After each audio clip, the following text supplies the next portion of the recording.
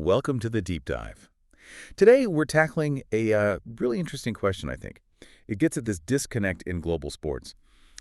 How exactly does a sport become Olympic material now, in the 21st century? Yeah, it's a great question. We're going to dive into sources looking at the huge hurdles some really beloved national games face just trying to get their Olympic shot. And we'll contrast that struggle with something, well, completely revolutionary. A proposal for a new Olympic sport for dogs. That sums it up perfectly. Our mission here is really to dig into that tension between deep history on one side and this modern need for instant engagement on the other. Our sources show pretty clearly that today's audience wants content that feels personalized, relatable. Some data suggests, 85% of people? They crave stuff that mirrors their world. Right. So the Olympics, huge as they are, they're feeling that pressure to adapt. Absolutely. So we need to look at why these established cultural treasures, these sports people love, keep getting excluded. And then could this totally new dog-focused sport actually bypass all that bureaucracy, maybe by hitting that global unity button, that emotional connection? Okay, let's unpack that. The International Olympic Committee, the IOC, they say sports are judged on uniqueness, cultural significance, universality. Those are the words they use. Yep. But if that's true, why are so many games with, tons of history and culture just left out? It seems like the structure is pretty rigid, slow to adapt. That's where we start, right? And there's probably no better example of that rigidity than the long, sad case of Pétanque. Pétanque, yeah. Like lawn bowls, but French. Sort of, yeah. Think lawn bowls, but usually played on rougher ground, often with those shiny metal balls. It's not just a casual pastime. No, it feels like more than a game over there. It really is. It's cherished across France, Southern Europe. It's got over a century of history, proper national and international tournaments. It seems to tick that cultural significance box perfectly. So it meets the criteria on paper, at least partially. You'd think so. But despite formal efforts from Boulot's organizations going way back to 1985 to get it included, nope, still excluded. So why? If it's got the history, the culture, what's the IOC's actual hang-up? What's the barrier they keep pointing to? Well, it seems the problem isn't really the culture part. It's more about marketability and, crucially, universality, but universality as the IOC defines it today. Okay. Pétanque basically runs into two big hurdles our sources talk about. First, there's a minimum number of nations that have to be actively participating, like serious competitive federation participation, not just people playing casually. And Pétanque often struggles to hit that specific number consistently. Right, the official count. Exactly. And second, maybe even more critical, is the broadcast appeal. You mean it's not fast enough, not visually dramatic for TV? That's pretty much it. For this massive global TV event the Olympics have become, Pétanque is often seen as maybe too slow or too complex for someone turning in cold to just get it instantly. Right. It doesn't have that quick score, that obvious athletic burst you see in, say, sprinting. Precisely. It lacks that explosive speed or maybe the high-scoring action that the IOC thinks translates into those huge global TV rights deals. And that economic factor, it often just outweighs the deep cultural history argument. And the irony there just felt so sharp with the Paris 2024 games, didn't it? Oh, absolutely. France had this perfect stage, this golden chance to showcase its own unique heritage. And they did innovate. They moved the opening ceremony out of the stadium onto the streets, the Seine River. Which was huge. A massive symbolic shift, all about inclusivity, showing off Parisian culture. But still no pétanque. Still no pétanque. It felt like such a glaring missed opportunity, not just for the sport, but for Paris, for France, to weave its own heritage into the games. Yeah, real cultural disconnect right there on home soil. And this isn't new, right? I remember that movie, The World Pétanque Tour Les Invincibles, with Gerard Depardieu. Yes. From 2013. That film was basically making the same point, humorously, but still making it, over a decade ago. It just shows how long this beautiful, established game has been stuck in line. It really does. And, it's not just a Mediterranean thing. I actually know people, like here in colder places, Climate Zone 6 even, who clear off sandy patches in their yards just to play after summer barbecues. That's dedication. See, that film, those stories, they show it does have reach, but the IOC's definition of universality is just very clinical, very numerical. Right. And that slow, kind of rigid process, it leads us right to this turning point. If the system won't bend for existing traditions, well, maybe the future is a totally different approach. Like designing new sport engineered from day one to hit those modern targets.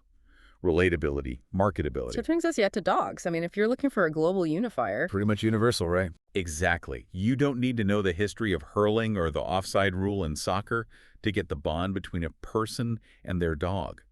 A dog sport could just leapfrog all that cultural specificity stuff and tap right into something millions, maybe billions of people already share. That's how you potentially meet that 85% demand for engaging content. That immediate gut connection, that bond with a companion animal. That's exactly what the people behind this idea seem to be counting on. The big challenge, though, is designing a game that works for all dogs. Yeah. Big, small, different breeds, while still being a genuine athletic contest. Okay. So our sources introduce this concept called Cue Beans. That's the name for the rules, the game itself. And they're kind of calling it hurling for dogs. It's played with special gear called the CuHurl. Okay, CuHurl's the stick thing, Cue Beans is the game, got it. But how do you standardize that? I mean, you've got everything from a little Chihuahua to a huge Great Dane. Olympic sports need standardization, right? How do you level that playing field? That is the million-dollar question, isn't it? Yeah. And it goes right to the heart of the Cue Beans rule set. The proposal acknowledges this directly. They're saying the game has to be adaptable, maybe breed-specific handicaps, or perhaps focus the scoring more on accuracy or technique rather than just pure speed or distance. That could level things out. Interesting. And so they're trying to build in some history almost from scratch, linking it to mythology, Hecate, the Greek dog deity, and Cú Chulainn, the Irish hurling hero. Yeah. Does that kind of manufactured history actually work? Or does it just feel like marketing spin? Well, it's definitely smart packaging, isn't it? If you're trying to sell the IOC on your sport, having depth, tying it to these powerful ancient figures, even if it's a bit abstractly, it gives it a kind of intellectual weight. Right. Makes it sound less like just, fancy fetch. Exactly. They're trying to frame it not as some fleeting trend, but as a modern take on this ancient human-animal partnership through sport. Okay, let's get into the actual mechanics then, because the equipment, this CuHurl, it sounds like it's meant to be serious, like proper sports gear, not just a toy. Oh, definitely. It sounds quite engineered. The sources are very specific. The handle must be sturdy ashwood. Ashwood. Like traditional hurling sticks. Precisely. They say it's non-negotiable. They link it right back to Irish hurling for sustainability, sure, but also durability for competition and that sort of classic sporting feel. It gives it an immediate sense of quality, of heritage, even though it's new.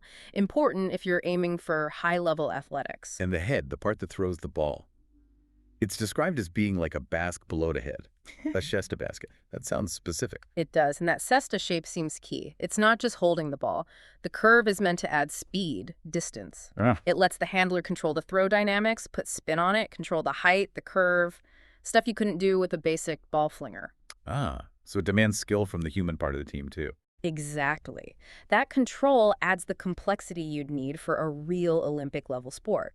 It requires genuine skill from the handler. And that flexibility, that basket shape, means it can handle different kinds of balls, too. Tennis balls, sliotars, like in hurling, baseballs. Right, which means you could adapt the game for different dogs, different playing surfaces, maybe even different retrieval styles, versatility. But the feature that really jumped out at me, the one that sounds like it's pure TV gold, is that it can hold and throw two balls at once. Yes, that's the potential game changer, isn't it? The bit clearly designed with broadcast spectacle in mind. Now that sounds like high-octane engagement. It instantly doubles the visual action. Totally. Think about the possibilities. You could have two dogs racing for two different balls thrown simultaneously. Or the handler could rapid-fire throws, making one dog switch targets mid-run. Wow. Okay. That feature massively increases the challenge, the strategy, and, yeah, critically, the visual excitement that the IOC seems to crave. It turns fetch into something much more complex, like a multi-target precision drill. Okay, so let's talk rules then. Cue Beans. We mentioned inclusivity being key, but if this is really aiming for the Olympics, they have to nail down the scoring, right? How do you decide who wins? Is it pure speed, like a race, or accuracy, maybe bringing the ball back to a specific spot? The sources suggest it probably needs to be a mix to reward the whole partnership. Just speed might unfairly favor, say, greyhounds or whippets. Sure. But accuracy rewards training, technique, things any breed can excel at with the right handler. And they're even kicking around ideas like pre-to fetch techniques. Maybe the dog has to navigate a small obstacle to get the ball back. Things that could earn bonus points for teamwork, like artistic points in figure skating. Okay, that makes sense. And safety, obviously, has to be huge, Yeah. especially if dogs are competing intensely. You can't just hope for the best. Absolutely non-negotiable. The logistics need serious thought. The right kind of playing surfaces to protect joints, especially with high-speed turns and stops. Maybe protective gear for handlers, possibly even for the dogs, depending on how intense it gets.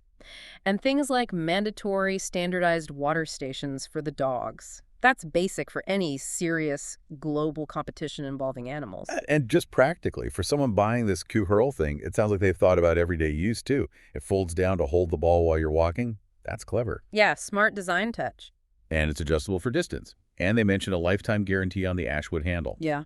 Again, signaling this is serious sports equipment, not some flimsy plastic thing. It really seems like the people pushing this idea aren't just hoping for novelty to carry them. They seem to be systematically trying to tick every box the IOC uses. Universality, via the dog connection, durability of equipment, measurable skill, and maybe most importantly, that potential for high-impact broadcast spectacle. Okay, so let's pull this all together. We've got these established, culturally important sports like pétanque, basically hitting a wall, a rigid historical wall, mainly because they don't fit the current broadcast model easily. Right.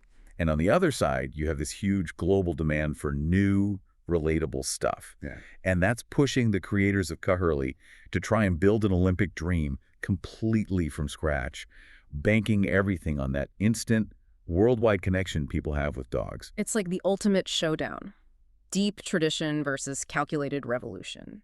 The road ahead for CuHurley is, well, ambitious, but the plan seems clear.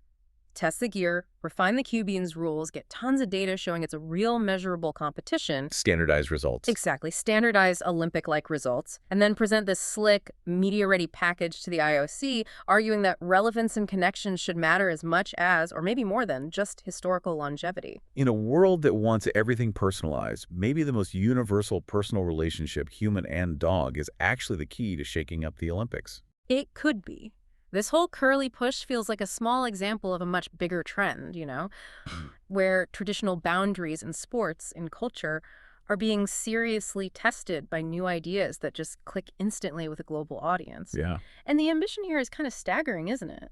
If dogs did eventually become Olympic athletes, you could totally see a movie down the line, right? The World CuHurley Dogs Tour. Imagine, it would show it had truly arrived culturally. I do. But it leaves you wondering, doesn't it? What other games are out there? Beloved national sports, niche hobbies, human or animal, just waiting for their moment, waiting for a way to tap into that global passion and maybe revolutionize the whole world sports stage. That's something to think about.